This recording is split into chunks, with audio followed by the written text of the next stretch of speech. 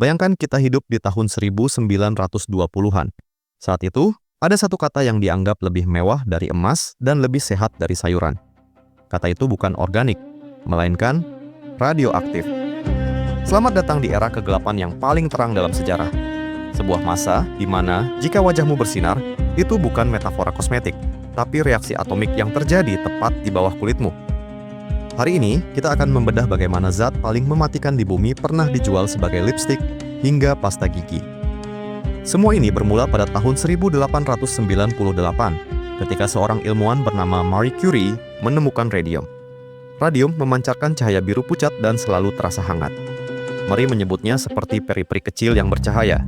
Ia bahkan sering membawa tabung radium di saku bajunya, tanpa tahu bahwa peri itu sedang menghancurkan sel-sel tubuhnya secara perlahan. Namun sebelum sains benar-benar paham bahayanya, dunia bisnis sudah lebih dulu mencium aroma keuntungan. Di masa itu, pemasaran produk benar-benar mengabaikan akal sehat demi keuntungan. Jika radiasi dosis tinggi bisa membunuh sel kanker, maka dosis kecil pasti bisa merangsang sel baik untuk tumbuh lebih kuat. Mereka menyebut radium sebagai sinar matahari yang dipadatkan. Radioaktif pun menjadi simbol status sosial. Hanya orang kaya yang mampu membeli air suci yang bersinar ini. Pernah dengar brand Thoradia? Di masanya, ini adalah skincare yang sangat populer di Prancis. Bahan utamanya, thorium dan radium. Setelah dipakai, pipi memang langsung tampak merah merona.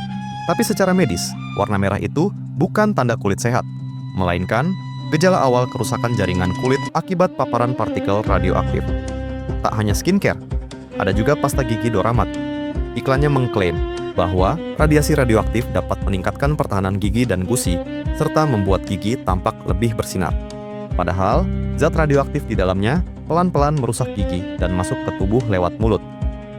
Semua kegilaan ini akhirnya berubah menjadi tragedi besar. Salah satu korbannya bernama Eben Byers.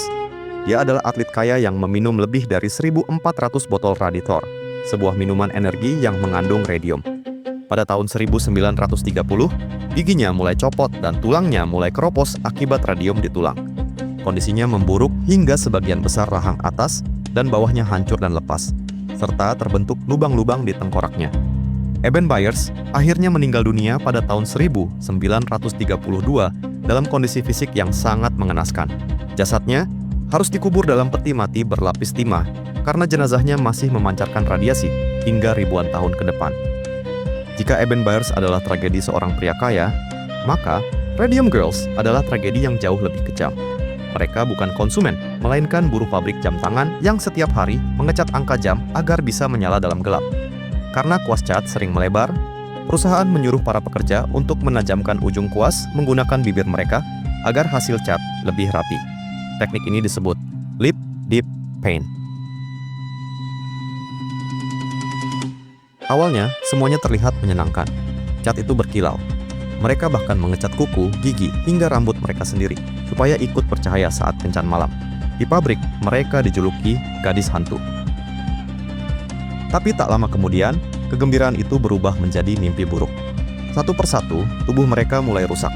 Salah satunya, Molly Magia, ia mengalami pembusukan rahang, persis seperti yang dialami Eben Byers. Untuk menutupi kejahatan itu, perusahaan justru memfitnah para pekerja. Mereka dituduh menderita penyakit menular seksual.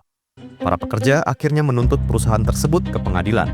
Meski banyak dari mereka meninggal sebelum kasus selesai, perjuangan mereka berhasil mendorong terciptanya Undang-Undang Keselamatan Kerja, OSHA, dan hak kompensasi bagi pekerja yang mengalami penyakit akibat pekerjaan. Kasus Eben Byers dan Radium Girls seharusnya jadi peringatan. Namun kenyataannya, manusia sudah terlalu yakin. Radiasi bukan lagi dilihat dari bahaya, melainkan kemajuan. The Revigator, sebuah pot keramik air minum, yang bagian dalamnya dilapisi biji uranium. Air dibiarkan semalaman di dalamnya agar diperkaya gas radon, lalu diminum keesokan harinya sebagai eliksir kesehatan yang bisa menyembuhkan berbagai penyakit. Di Jerman, orang bahkan bisa membeli coklat radioaktif, yang diiklankan mampu meremajakan tubuh. Di Amerika, kegilaan ini sampai ke kamar anak-anak lewat Atomic Energy Lab, mainan edukasi yang berisi sampel uranium asli dan alat pendeteksi radiasi. Anak-anak diajak bermain sambil mencari material nuklir, langsung dari kamar dan ruang tamu rumah mereka. Mengapa radium sangat mematikan? Secara singkat, tubuh mengira radium sebagai kalsium.